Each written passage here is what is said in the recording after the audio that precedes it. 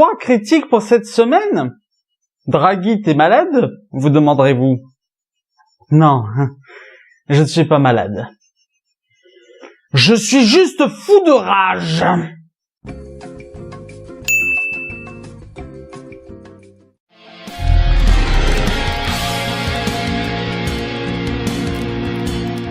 American Nightmare, les origines, film de Gerard McMurray et scénarisé par James de Monaco. Avec Ilan Noel, Lex Scott Davis, Joy Van Wade et Muga. En Amérique, pour faire baisser le taux de criminalité, un nouveau mouvement appelé les Nouveaux Pères Fondateurs de l'Amérique veulent mettre en place une nouvelle expérience sociologique nommée la purge.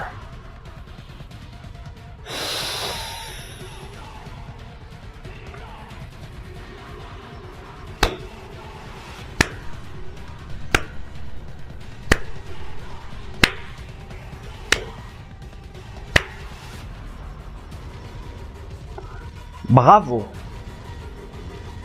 Bravo.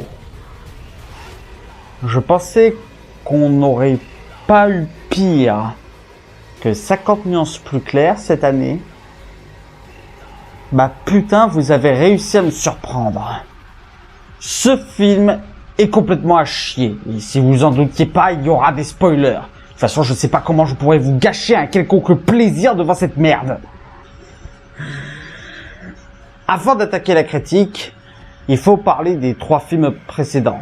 Tous se basent sur le concept de la purge, une nuit aux États-Unis qui a été décidée pour que tous les crimes soient légaux durant la nuit. Je n'ai pas vu l'épisode 3 des American Nightmare, mais j'ai vu les 2 premiers.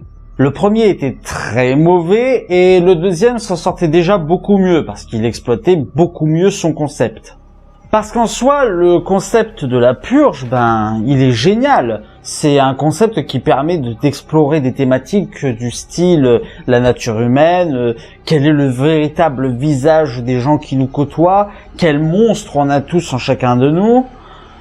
Sauf que James de Monaco, le réalisateur des 3 premiers films et qui est scénariste sur celui-là, a décidé d'utiliser ce concept pour parler de la lutte des classes. Et quand je dis parler de lutte des classes, c'est pas parler de façon intelligente, c'est en parler de manière très con. Avec toujours les méchants riches qui veulent tuer les gentils pauvres, et c'est tout le temps comme ça. Et au niveau une mauvaise utilisation de concept, et au niveau utilisation très con de présenter la lutte des classes, ce film se pose là. C'est un putain de film de Social Justice Warrior. C'est typiquement le film où les gentils noirs de banlieue, eux, ils veulent juste vivre tranquillement leur vie, et que s'il y a de la violence, c'est à cause des méchants riches blancs qui leur apportent la violence et qui sèment la terreur dans leur quartier. Je vous jure que ce film présente les choses comme ça! Le message sur la banlieue et sur la vie en banlieue est d'un putain d'hypocrite, parce qu'on nous dit tout le long que les banlieusards, ils ne sont pas si méchants. Le héros du film, c'est un mafieux. Le héros du film, c'est un gars qui vend de la drogue dans le quartier, qu'il y a un gang qui vend de la drogue dans tout le quartier. Et qu'on nous présente, mais malgré tout, comme un gars qui tout ce qu'il souhaite, c'est la sécurité de son quartier. Putain de merde. Avec en plus des putains d'incohérences scénaristiques. Parce que pendant tout le long du film, on t'explique que si y a des actes graves dans les banlieues, c'est parce que les méchants riches blancs qui ont installé le concept de la purge, ils ont envoyé des soldats et des mercenaires faire de véritables actes de violence. Parce qu'avant leur arrivée, les banlieusards, ils étaient pas si méchants que ça, il y avait rien de folichon. Bah oui, avant l'arrivée des mercenaires, des méchants riches blancs qui sont subtilement présentés avec une calotte de Ku Klux Klan, il y avait vraiment pas grand chose qui se passait, Quoi? Des casses, des viols, des agressions, des meurtres, rien de bien méchant, quoi! On te montre même qu'en fait les banlieusards, ils voulaient profiter de la purge pour faire une petite fête dans la rue en banlieue. Mes couilles! quand ils font des actes méchants, hein, qui sont encore minimes par rapport à l'intervention du gouvernement, hein, ils se déguisent. Mais s'ils se déguisent, c'est pas pour paraître plus creepy ou quoi que ce soit, non, c'est parce qu'ils ont honte. Oh, ils ont honte de céder à leurs pulsions. Pauvres petits bichons. J'aurais pu avoir un peu plus d'empathie si tu ne menaçais pas un pauvre gars et son magasin et que tu avais pas tenté de violer une fille. Mais en plus, ça le rend incohérent par rapport aux autres films. Dans les autres films, la purge aux États-Unis, elle marche toute seule. Elle n'a pas besoin d'intervention du gouvernement. Les gens ont un instinct de tueur d'emblée et ils te montrent que le taux de criminalité a été réduit jusqu'à 1%.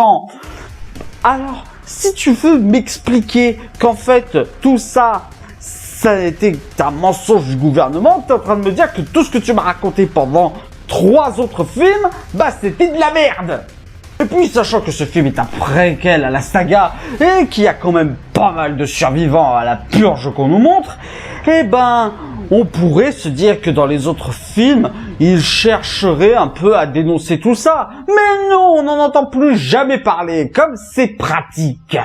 De toute façon, je ne vois pas pourquoi j'insiste sur le scénario pour ce film et les autres films. Il a été écrit avec le cul. Et les personnages, ce n'est pas mieux. Nos héros, nos 2 personnages principaux de l'intrigue, c'est littéralement Mary et Gary Sioux. Lui, c'est un mafieux. Il dirige un gang qui deal de la drogue. Il a déjà envoyé des rivaux en l'hôpital ou au cimetière. Mais ça ne l'empêche pas d'avoir un cœur. Ça n'empêche pas de se dire que sa première préoccupation, c'est de protéger son quartier, hein, et de ne pas être content quand des jeunes vendent de la drogue pour lui, hein. Enfin, quand c'est le frère de sa copine, hein, les autres jeunes, ils s'en battent les couilles. Et elle, c'est une militante, elle ne cherche qu'à aider les autres, à les abriter, hein, parce que elle cherche à s'en sortir de cette situation malgré son passif difficile et complexe. Tout ça, c'est servi évidemment avec des dialogues tout aussi bien écrits. Oh, mais toi, tu ne connais que la violence. Oh, mafieux qui vend de la drogue depuis des années à nos jeunes du quartier et qui a sans doute provoqué des crises d'overdose. Tu es notre héros. Je peux vomir là? Il n'y a rien, absolument rien, qui rattrape ce film. Même en tant que film d'horreur, il échoue. Ce film ne fait pas peur. La seule source potentielle de peur, ce sont les jumpscares. Ah, ça y en a du jumpscare. Et vous savez quoi? C'est même pas des bons jumpscares.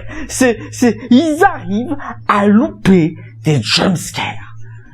Et il y a des scènes d'action dans ce film, mais évidemment, en plus d'être incohérentes, elles sont illisibles, elles sont dégueulasses. À plusieurs moments, tu ne comprends absolument pas ce qui se passe dans ce film. Il n'y a qu'une scène qui est cool. Il y a juste une petite scène de combat qui se déroule dans le brouillard et qui arrive à être pas mal. Évidemment, hein, quand tu as un scénario de merde, quand tu as des personnages pourris, des dialogues écrits avec le cul, une tension inexistante, une peur qui n'est pas là pour un film d'horreur, des scènes d'action illisibles, qu'est-ce qui manque pour compléter le tout? Qu'est-ce qui manque, hein? Une musique bien merdique qui se centre sur le rap et toutes ses dérives, bien sûr. J'arrête. J'arrête avec ce film. Je peux pas. Je ne peux pas. Là, vous me voyez exagérer, vous me voyez un peu surjoué, mais dans la salle, j'étais outré. J'étais outré par ce film. Ça fait, depuis que j'ai commencé les critiques sur YouTube, même les nouvelles aventures d'Aladin ne m'avaient pas outré comme ça. C'est la première fois de ma vie que j'étais à 2 doigts de quitter la salle. J'ai déjà vu des films très mauvais, j'ai déjà vu des films extrêmement mauvais, et j'ai déjà vu des films qui ont failli me faire lever de mon siège. Mais là, je vous jure, je n'ai jamais été aussi proche de me lever et de quitter la salle pour oublier ce film. Je ne sais pas comment j'ai tenu jusqu'au bout.